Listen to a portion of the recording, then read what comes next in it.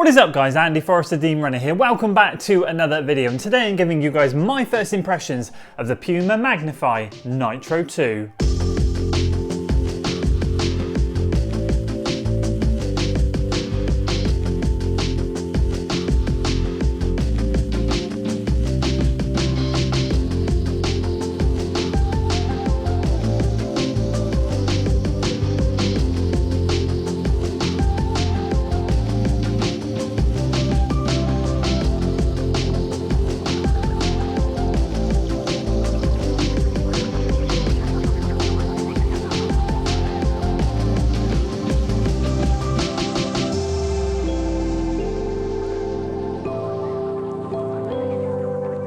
So delighted to bring you guys my thoughts on the Puma Magnify Nitro 2, the second daily trainer I've tested from Puma this year, behind the Forever Run Nitro, which has got over 100 miles in it, and I've really enjoyed it. So I wondered how this one would stack up and if this one will work better for me, and I think even after one run I can probably tell you that I think it just might. I'm going to explain everything about this shoe very shortly. Quick disclaimer, this is a shoe that Puma sent to me for the purpose of review. However, they have no editorial control over this video, they don't know my thoughts, and they certainly will not see anything before you guys get to see it here on YouTube. So with that out of the way, we'll dive into how I tested it, technical overview, and then give you guys my first impressions. So this bit will be short and sweet. I took it out for a nice easy 45-minute run, a mixture of trails and concrete, kind of a loop that I do all the time in my training. And yeah, it just ended up being really good. Heart rate was decent, pace was relatively fast, and it was a comfortable ride from start to finish. So we'll kickstart the technical overview section by saying I went true to size in this shoe, which is a UK size 13, and it was absolutely perfect. We're talking about a 10mm heel to toe drop,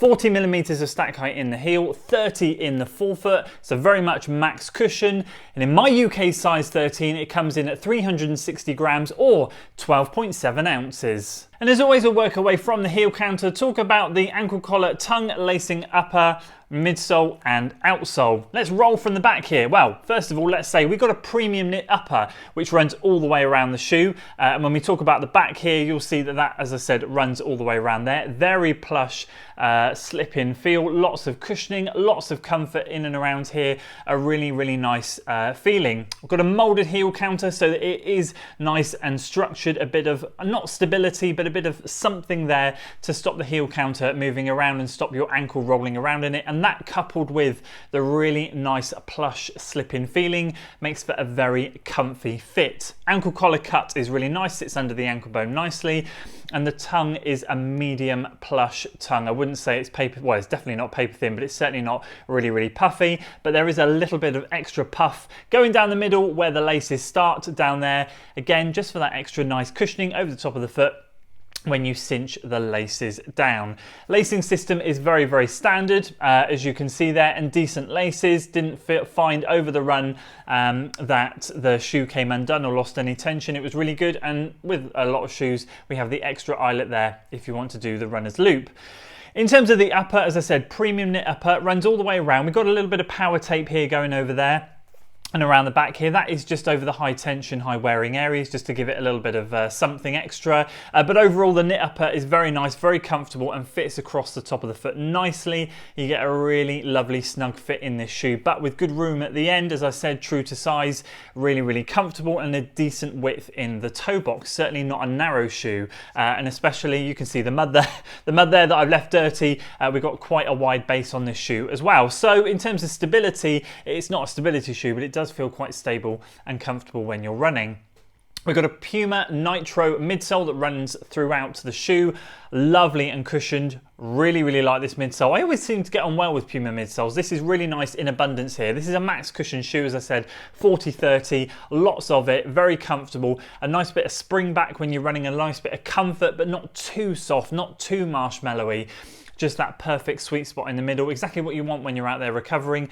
Your feet feel really comfortable in it, nice and soft, nice and squishy, but not too much. So that's really nice, runs a full length. And then the outsole, as you can see, nice and dirty there from the trails. But we've got Puma grip running on the bottom, a couple of bits of exposed midsole coming through the bottom there, but overall it is covered pretty much all the way over. And yeah, as I said, a couple of strips in the back here, mainly on the front in the high wearing areas. And there we go, that is it for the tech. So let's move on to my first impressions. How did I find this shoe? Well, as you probably gathered, I really enjoyed it. And I think one of the things with Puma that I really do enjoy is the midsoles. I just get on with them really well. And I find when they're softer shoes, I'm just going to slip these ones off because I'm wearing the Velocity Nitro 2s here. These have become a bit of a daily trainer for me that I just use walking around. More stack height in this one, but I loved, this was a dual midsole. As you can see in this one here, we've got the Nitro foam at the top and something a little bit firmer on the bottom. But this Max Cushion version here in the Magnify Nitro just runs full length, and it is so comfortable. I won't try and slip that one back on whilst we're recording, but overall super comfortable fit. Knit uppers I get on with really well. In the wet weather, they can get a bit heavy, can't they? I think we all know that. But overall, at the moment, I'm testing it in this warmer weather and in the summer, it is working really nicely. Well ventilated, just fits over the foot. There's really nothing negative I can say about this shoe, which is really good. But I guess the main question is, does it stand out from the crowd? Well, let's think about this because I've been talking a lot about weight in some of my recent shoe reviews. This comes in at 360 grams. My daily trainer ranges from 340 to 360. So this is very much on the top end of that. And I think to the Clifton that I'm running in at the moment from Hoka as well, that's 330, so that's even lighter, and that also provides ample cushion and feels really good. What's the difference and why might I choose this over the Clifton, or what makes this stand out from the crowd? The honest truth is with the Clifton, you don't quite, with the Hoka foams that's not using their new Puma foams, it is lovely soft and cushioned, but you don't quite get that much of a spring back. It's lovely and cushioned. I love it, but it lacks a bit of pop back. It can feel a bit dead when you're trying to maybe pick up the pace. This midsole doesn't feel dead at all. You do get a bit of a spring back, same sort of cushioning, same comfort, really good, but you do get that spring back. But for 360 grams, it is on the heavier end of the spectrum, and it's not a shoe that I could go through the gears in. With the Hoka Clifton as an example, I could run moderate paces in them quite comfortably.